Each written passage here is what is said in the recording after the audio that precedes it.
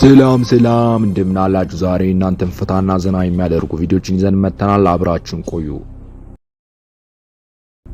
ሁለት በእድሜ ገፋ ያሉ ባለትዳሮች ነበሩ እና አንድ ቀን በጣም ድብር ሲላቸው ባልየው እንዲህ ብሎ ጠየቃት።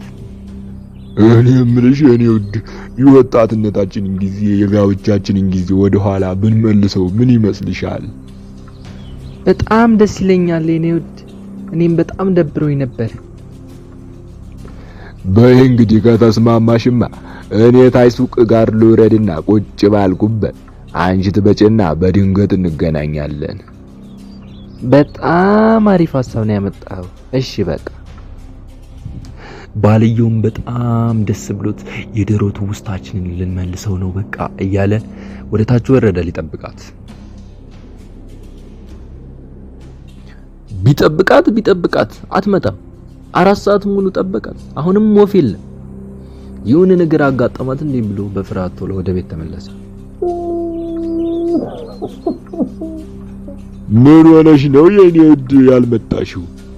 እዚህስ ቁጭ ብለሽ ለምንድን ነው የምታለቅሽው?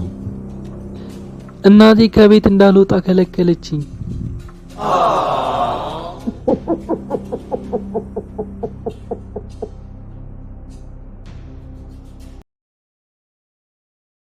እሺ ተማሪዎች ትምህርታችንን ጨርሰናል። አሁን ደግሞ አንዳንድ ጥያቄዎችን እንጠይቃቸዋለሁ። ኤፍሬም ቅድም ስትበጠብጥ ነበር። አሁን ደግሞ የኔ ተራ ደርሷል። ጥያቄ ትጠየቃለህ። የኢራቅ ፕሬዝዳንት ማን ነው? አረ ቲቸር እኔ አላውቀውም።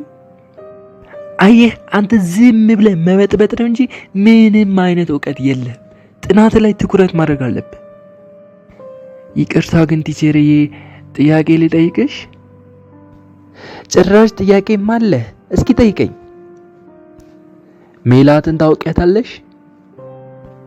አላውቃትም። ማነሽ ደግሞ እሷ? ባልሽ ላይ ትኩረት ማድረግ አለብሽ።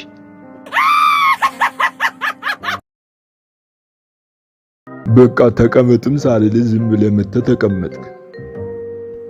ይቅርታ አድርጉልኝ ጌታዬ፣ ፈርቼ እኮ ነው በጣም ስለደነገጥኩ። እና ለምንድን ነበር የመጣው እዚህ? ስራ ለመቀጠር ነበር የመጣሁት።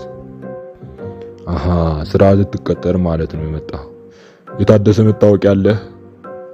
የታደሰ የለኝም፣ የራሴ ነው።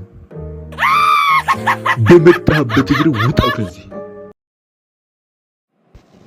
ቆይ አንተ ግን እዚህ ከኔ ጋር ለምንድን ነው ባስ የምትጠብቀው?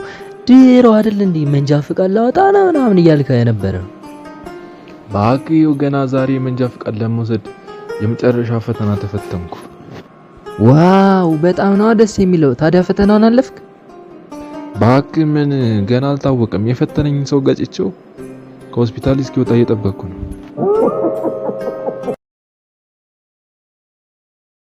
ሰላም ጤና ይስጥልን የኢዋይ ቲቪ ተከታታዮች፣ ዛሬ አዲስ እንግዳ ይዘንላችሁ መተናል። አብራችሁን ቆዩ። እሺ ሰላም እንግዳችን እንኳን ደህና መጣ። እስኪ በመጀመሪያ ስምህን አስተዋውቅ። ለነገሩ ስምህ አያስፈልገንም፣ ቀጥታ ወደ ጥያቄው እንግባ። ሰዎች ያጨሳል ይሉሃል፣ ታጨሳለህ እንዴ? አዎ በደንብ ነው የማጨሰው። በቀን ምን ያክል ሲጋራ ታጨሳለህ? በጣም ትንሽ ነው፣ 3 ፓኬት አካባቢ። 3 ፓኬት ነው ትንሽ? ለመሆኑ የአንዱ ፓኬት ዋጋ ምን ያህል ነው? ወደ $10 አካባቢ። ይሄ ማለት እኮ በወር $900 በአመት ደግሞ $10,800 መሆኑን አውቃሃል? ግን እና ምን ለማለት ፈልገሽ ነው? ለመሆኑ ስንት አመት አጨስክ?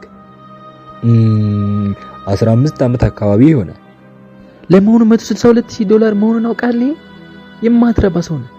ይሄን ባታጨስ ኖሮ በዚህ ገንዘብ በጣም ብዙ ነገር፣ ቤት፣ መኪና፣ የፈለከውን ነገር መግዛት ትችል ነበር። ጥሩ፣ እስኪ እኔ አንድ ጥያቄ ልጠይቅሽ። አንቺ ታጨሻለሽ? ማ እኔ? አረ በፍጹም ሞክሬ አላውቅም። ታዲያ የት አለ ቤትና መኪናሽ?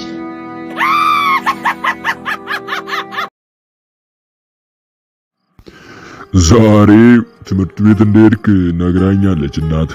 ውጤት እንደምትቀበልም አውቄያለሁ። በል ካርድህን አሳየኝ። እኛ ክፍል አንደኛ የወጣው ልጅ ወስዶታል።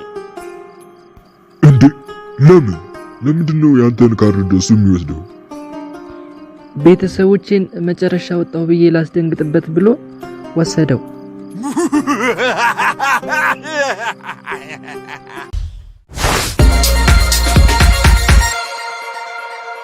ስለተመለከታችሁን እናመሰግናለን።